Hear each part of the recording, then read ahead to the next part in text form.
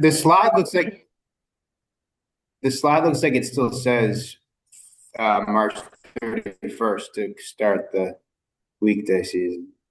Yeah, this is the 2025 dates. So we Okay, haven't finalized the 2026 dates. Once we get final agreement from everybody here, we'll update this slide and make it official. But I just wanted to give you guys a preview of where we're steering towards for that one change. can it go later if we're starting later? It could. Um, I think once we get into April and we see if there's any kind of if the right whale speed restriction is in place, I think it would be a question of whether we want to start service under that speed restriction with the reduced schedule and the long transit times. The all the speed restrictions pretty much are kind of almost guaranteed to end in the middle of May. So that's kind of like the hard stop on all the speed restrictions in the middle of May. That's not to say they couldn't go later, but there's never it's pretty well understood that that's kind of the latest that you're going to see the right whales in the area. But sorry, I meant can we extend the season through December if since we're starting it later in the Oh, year? sorry, I misunderstood the question. We are actively looking at what we're going to do in FY27 for the end dates, and that's on the table. Longer season is on the table. We're moving through the budget season right now, so that's being actively discussed as part of our budget development for FY27. So absolutely. Great. I mean, it seems like that would make sense from a budget perspective if you're cutting service on the front end to use those funds to extend it on the back end. Yep. All right, I'll move on. In some interesting news here, Bay State Cruises has been awarded the contract for the Winthrop and Quincy routes. They started their contract on February 1st. Their end of the contract is coincident with the other routes, so everybody's going to converge in 2031. And then all of the contracts have two 3-year extension periods, so they could go for another 6 years after 2031. But the good news here is we have everybody locked in for the next 5 years until 2031. We have a kickoff meeting with everybody on the MBTA staff and everybody on their team later on today here at South Station.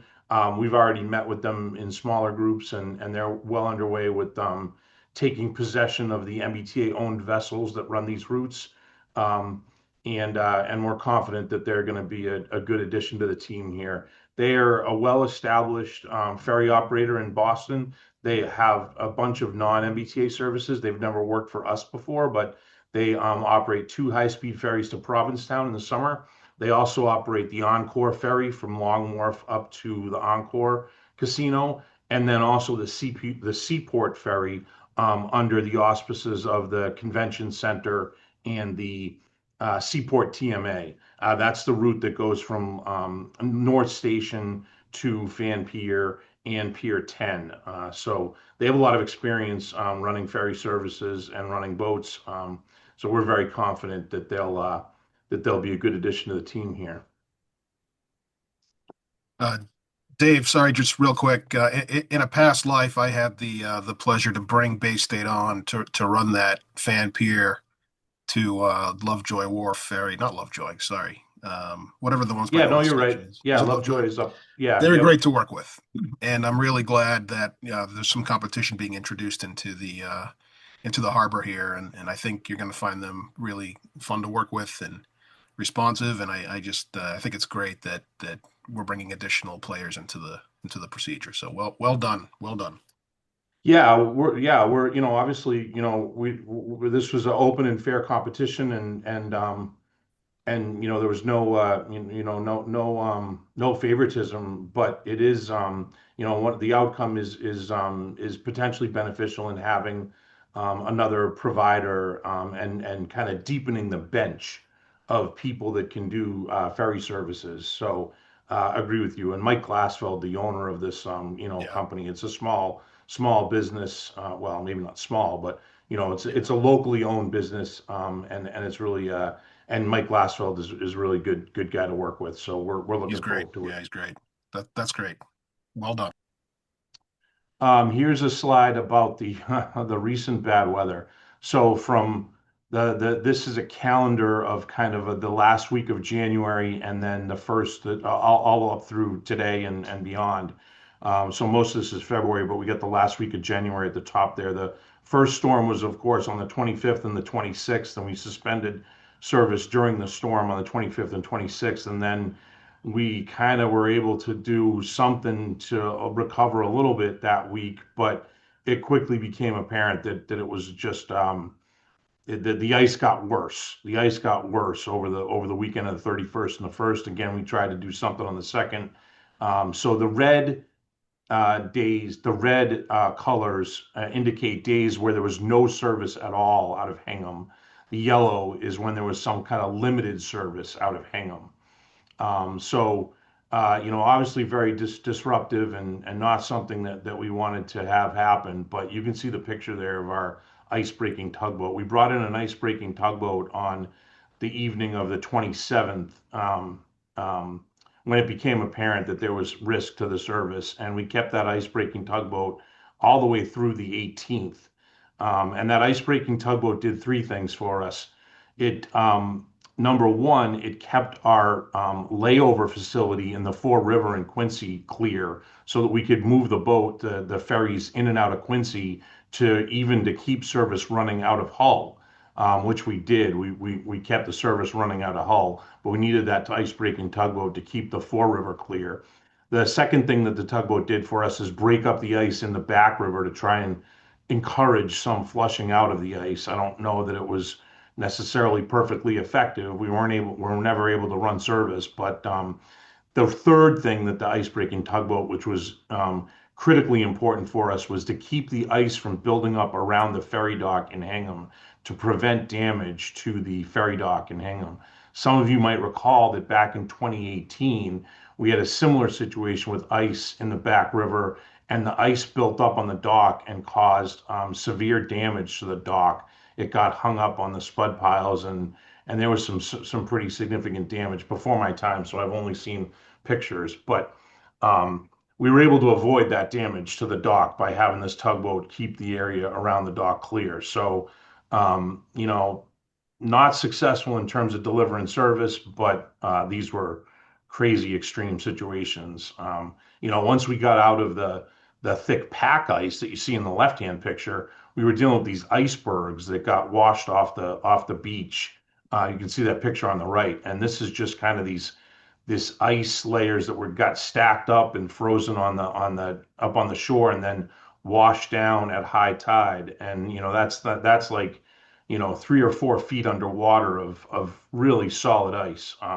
So you don't want to be hitting that with a boat. That's not going to do, you know, these big, you know, ice chunks and aluminum boats don't mix well. So the good news here is we survived safely. We didn't do anything that put us into danger, and then, of course, we had the wind with the storm on the 22nd and 23rd. We shut down all of our service on the 23rd.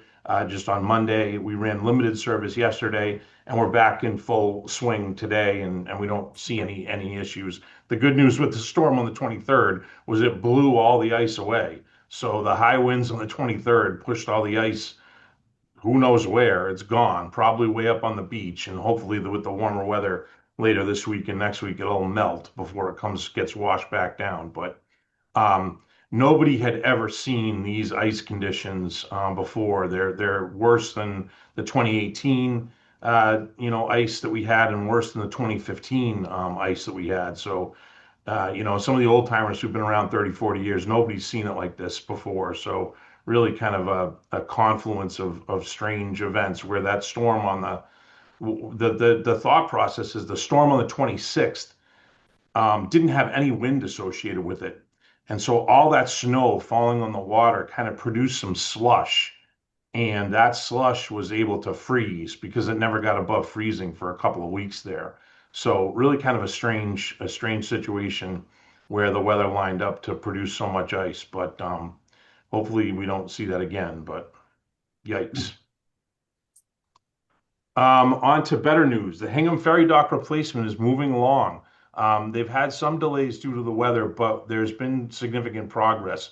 They've rotated the existing dock, they've completed the dredging, they've installed the platform A and platform B. The picture that you see on the screen right here is the installation of the guide piles for the installation of the real piles for platform A.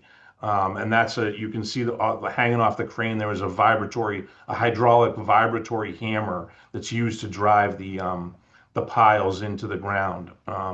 But we've got some more slides and some more description of what's going on here. You can see in this diagram, this is what we're doing. The existing dock is kind of the satellite image gray dock with a boat alongside of it, and the light blue canopy is going down to the existing dock. So you can see how close the new dock in green, 3 barges in green there, that you can see the proximity of that to the existing dock. And you can see the different elements here. Platform A and platform B are at either end of that dark blue pile supported walkway with canopy. So platform A and platform B are, kind of traditional pier structures on timber supported concrete caps with timber piles. And then that gangway, the purple gangway, is a long gangway that goes down from the fixed platform B all the way down to the green barge A. So this is what we're building. There's a number of things that have to take place. The dredging, which we'll talk about in a minute, is complete. And then concurrent activities are the installation of the new platform, bridges, and canopy walkway in Hingham, the barge fabrication in East Boston, and then aluminum walkway fabrication in Florida and Rhode Island. And then all 3 of these things will come together in a sequence that's listed here below. So the barges are launched from the East Boston fabrication facility. They're floated to an assembly facility in East Boston. The aluminum walkways are installed on top of the barge, and then the barge can be towed to Hingham and secured in place. So there's a lot of work going on in a lot of different places. It's pretty cool stuff. The first thing that we needed to do is we needed to rotate the existing barge out of the way of the dredge area. This happened back in November. You can see that the hollow red outline is the previous position of our existing ferry dock. And you can see how that overlaps with the gray dredge area. So what they did was they picked the piles up that were holding the existing ferry barge dock and rotated it up on this drawing, which is actually to the west, rotated it about 30 feet so that they could get access to that dredge area. So that was a process. We had to suspend service that was done over a weekend. We had to suspend service on a Monday after this weekend because the process didn't actually go exactly to plan. And there was some concern about how the piles were holding on Monday. So we had to suspend service and hang them on Monday after this. But so after that, it's been fine. So it worked and it's been holding, and that's been good news. And we've been able to run service off of the rotated dock. Here's some pictures of the actual dock rotation. You can see that same hydraulic vibratory hammer being suspended from a crane barge, and all the different piles being lifted up, and it was quite the operation. But now, with that dock rotated out of the way, we could get in there and dredge all of the area under the new barge area. So this diagram depicts the crane barge with the dredge on it in blue. The actual crane is that red rectangle in the middle. The dump scow, where the kind of like the dumpster on the water for collecting all the dredge spoils, is shown in yellow there. And that's just one of the ways that they did it. Obviously, the new barges aren't there when we're doing this dredging, so they had access in, and you can actually see a picture here of the dredging operation that was conducted in December. and some hiccups on getting the dredging completed. It took a lot longer than anybody wanted, but they did get it done inside of the time of year restrictions that are dictated to us on our environmental permit. So successful dredging, good. We have that behind us, and good news there. Here is the new barge. So the barges were fabricated at the Blue Atlantic fabrication facility in East Boston. And here you can see the barge A being launched. Again, there's 3 of these barges. They're almost identical, a little bit different configuration. But that first picture on the left shows the barge in black with the fenders on it. And underneath of it, you can see some tires that they used uh, uh, um, one of those crawler truck things to load it onto a floating dry dock. And so you can see in the right-hand picture there, that's an end-on view of the barge being supported by the crawler, and then driving onto the floating dry dock. And here's a better picture of the crawler supporting the barge. And then the picture on the right is after the crawler's been removed and the barge is being suspended by some scaffolding. The scaffolding looks pretty weak, but actually the barge is hollow, so it's not terribly heavy. It's just giant. Um, and then the floating dry dock there on the left is ballasted down and it sinks. And you can see on the right-hand picture, got a story in Workboat magazine. You can see the barge floating, and you can just make out on the left-hand side that there's a guy standing on the wall of the floating dry dock, which is now sunk down to allow the barge to float off. So this is exciting stuff. On top of this barge will be a series of aluminum platforms and railings and ramps to get us to the correct level for the boarding level of all the different boats. So nobody will be really walking on the surface of this barge. They'll be up on an elevated aluminum structure that will go across all 3 barges. So a lot of work to do, but on schedule to have everybody transitioned over to this new barge system in the later part of this spring. The schedule's a little bit in flux with all of the ice delays and the weather delays, but we're still on track to have this in service in the spring, which is great news. And then finally, run through some ridership for you guys. Here's the I didn't put that. I kept these graphs to be the 2025 total numbers. I didn't figure it was relevant to put just January 2026 up. The ridership is but the next time around we'll take a look at the spring ridership and the early 2026 numbers. But anyways, this graphic depicts the 2025 numbers in the dark black solid line. That's the highest numbers in June, July, August. And then in a lighter color is the 2024 numbers in a light gray. And then in blue is the 2019 numbers. The reason why we're comparing ourselves to 2019 is historically that's the pre-COVID, peak numbers. So as you can see, generally speaking, we still have the bell curve, and we're below pre-COVID 2019 in in what I call kind of the commuting off-peak season, the winter and the spring, when we're just dealing with commuters. We still haven't rebounded to our pre-COVID numbers, but then in the summer, we're well above our pre-COVID numbers. So that's kind of interesting. And then we'll talk a little bit more in detail about October, November numbers where we're even below 2024. We've got some ideas on why that might be, but as you can see, we were 5% higher in 2025 compared to 2024. So ridership continues to grow, although not as fast as it had been growing in years past when we were in the throes of the full recovery from COVID. Here's some detailed look at the different routes. F1 Hingham continues to be the kind of the year-round base load of our commuters. No clear reason why October and November were below 2024. Um, just a general, just perhaps a natural fluctuation.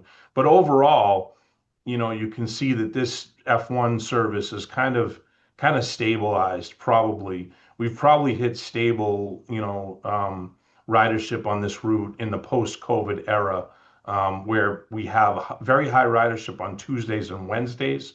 Our Thursday ridership is still strong, but then nobody's on the boat on the commuting F1 boats on Fridays and Mondays. And so where before COVID it was 5 days a week, a steady load. Now it's really only a 2.5, 3 days a week steady load, and then much lower load on Monday and Friday. So um, interesting, and not really. And then the same kind of thing mirrors itself on the F2H Hingham Hull. You have a lot. All this includes all the people commuting from Hull. So the shoulder seasons there, the winter and the spring and the fall, are all of your commuters. And then of course, once we add on the weekend service from May to October, you get a lot more, a big bump in the summer from the weekend ridership. And then, of course, in 2024 and 2025, our weekend ridership has been constrained by the size of our vessels. And we will see an increase this year with the Millennium added into the weekend service. You'll see an increase in the ridership on the weekends because we'll have more capacity and be able to meet the demand that we have. So that's something else that we're looking forward to. F3 East Boston and Charlestown. Of course, in on the East Boston, you've got the big bump in June when we were running some crazy service to accommodate the Blue Line shutdown, and then we did the same thing on a weekend in September. So it's kind of hard to see here, but that's the factor that has the 2025 number higher than the 2024 number in September, which is due to that really high ridership for that one weekend when we were supporting a Blue Line diversion. And then Charlestown, continues to be a strong performer for the entire year. Oh, this is interesting. Our speculation on the lower ridership for October and November is due to the federal government shutdown. And the federal government shutdown meant that the USS Constitution was closed. And a lot of our ridership on the Charlestown route is people going from, tourists going from Long Wharf, tourists both from, tourists that you think of like people from Europe, but also tourists from like local towns. They come into the city and they take the Charlestown ferry over to the Constitution. But with the Constitution closed, we know anecdotally that we lost a lot of ridership in October as a result of that. So one of the perhaps factors for that lower ridership in October and November of 2025. Finally, a look at the Lynn ridership and the Winthrop Quincy ridership. On Lynn, you can see that, this is where that reduced ridership in May of 2025 is evident because of the reduced speed and the modified schedule for the right whales. But then strong ridership in October and November, although there were some significant service disruptions in October on the Lynn ferry because of bad weather. So that drove the ridership down. But even with that, still some strong ridership. Actually, when you kind of try to parse out the average daily ridership in October, the average daily ridership on the days that we were operating was higher than in 2024. So the total ridership doesn't reflect that because we weren't operating for a bunch of the days, but solid ridership all around. And then of course, F6 Winthrop and F7 Quincy and then the new weekend service at the F8 service. You can see the huge spike in ridership as a result of splitting those routes up and separating out Winthrop from Quincy and then adding weekend service in 2025 versus 2024. So some big gains there. Some of that, actually, here's the list of our factors. I think I talked about most of these, except for the last one. on the last bullet there. In September and October, we had mechanical issues on some of the vessels that we were using for the Winthrop and Quincy route. And I think we talked about that the last time we met back in October. And as a result, we had lower ridership on the Winthrop and Quincy routes in September and October. The good news here is that we bought another boat to increase our resilience on the Winthrop and Quincy routes. So we are fairly confident that we're not going to have a repeat of that this season, because we have better resilience with some more boats and some more ways to get ourselves out of trouble if we run into situations with mechanical issues. And then I think there you go. So we were up to exactly 1.5 million on total ridership in 2025. So like I said, still below 2019, but we're creeping up towards it. We've probably hit a plateau on the commuting ridership from Hingham, which is the big driver of a lot of these numbers. But you know, with added services on the various different routes and expanded schedules, we're probably going to continue to creep up at this same rate. I'm anticipating that, and then with the Millennium added on with some extra capacity for the weekend service, we really do anticipate you know, some gains in ridership this year, even if we're not doing a big route expansion in 2026.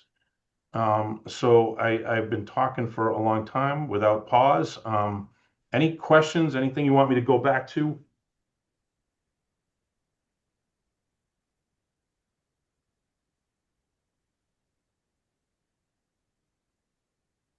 Dave, you're amazing. I guess that's all I can say. Uh, well, I don't know. I'm not sure. I don't know if I don't know about this slide isn't really this slide makes me sad. But we tried. We did the best we could. You're not a magician, Dave. And man, it was, I mean, you know, everybody was out there taking pictures. It was all over social media. It was just absolutely stunning how quickly the ice built in and how thick it got. It was really something to see. Well, I hope you tell your colleagues who work on terrestrial-based public transportation that they don't have to worry about whales or icebergs, at least. Yeah, there was quite a few, you know, funny digs during the daily operations stand-up calls about you know, icebergs and ice-breaking tugboats and icebergs. A lot of Titanic jokes. Mr. Mayor, I don't know if you have any questions. Otherwise, I think we're good with the Commodore. I see a question from Art. Yeah, Sorry. if I could, I guess it might not be something to address now, but I think what this slide highlights, Dave, are a number of things. First, just the heroic efforts of your team to make the many adjustments that the weather demanded. Very impressive and certainly highly respected here in Hingham. But what it raised for us, I think, is a little bit of a messaging challenge, and maybe this isn't the time to address it. But what I'm hoping we can do going forward is look for a way to leverage the MBTA's messaging. I mean, for us to keep up with every change and make a new Facebook post, it really became, for a period there, something we literally couldn't keep up with. You know, we know the MBTA has greater resources and I'm sure a more robust strategy in terms of getting the word out. What I'm hoping we can do going forward is figure out how to support that or deepen it rather than replicate it, you know, through our own channels, meaning use our own channels to maybe amplify as opposed to cutting and pasting and making changes as they happen. I know this year has been extreme from a weather perspective. And that's made it maybe more difficult than in the past.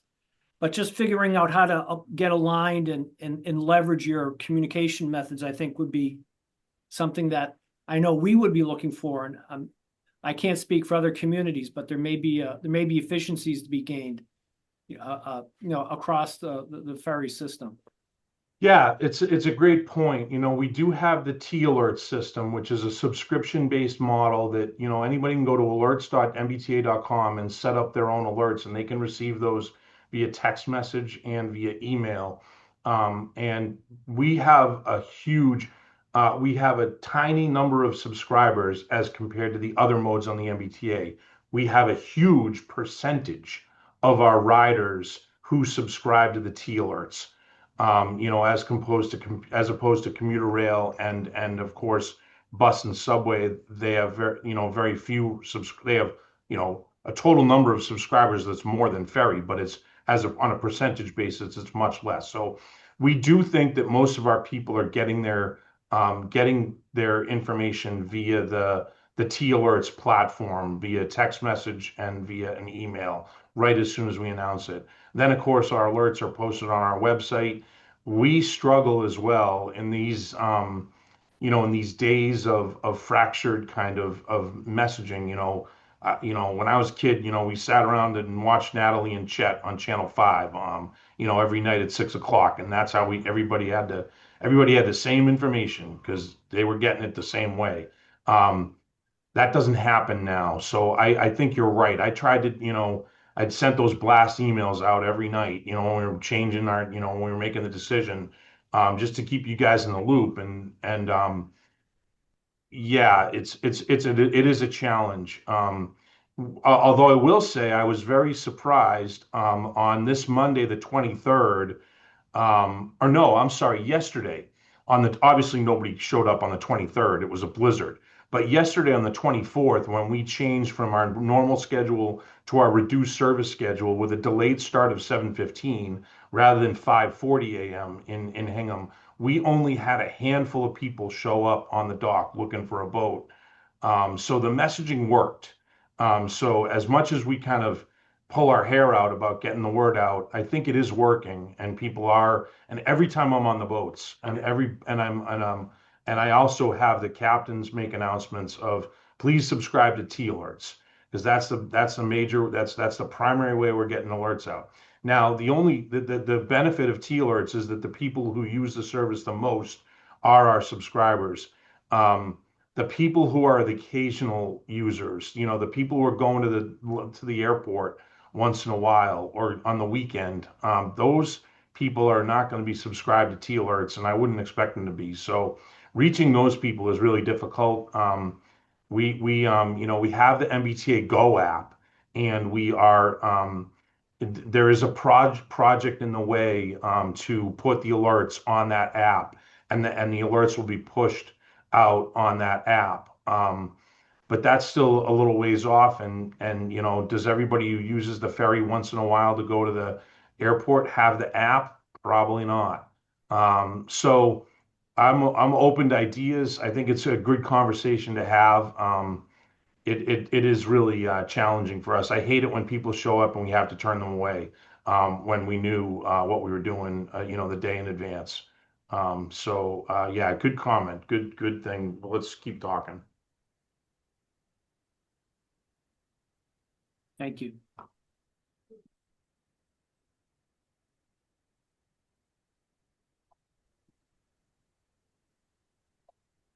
All right, well, thank you so much for all the updates. We really appreciate it, and all the progress that you are all making, and thanks everyone for joining us. Thank you. Thanks for your time. Take care, Dave. Thanks, Take care, everyone.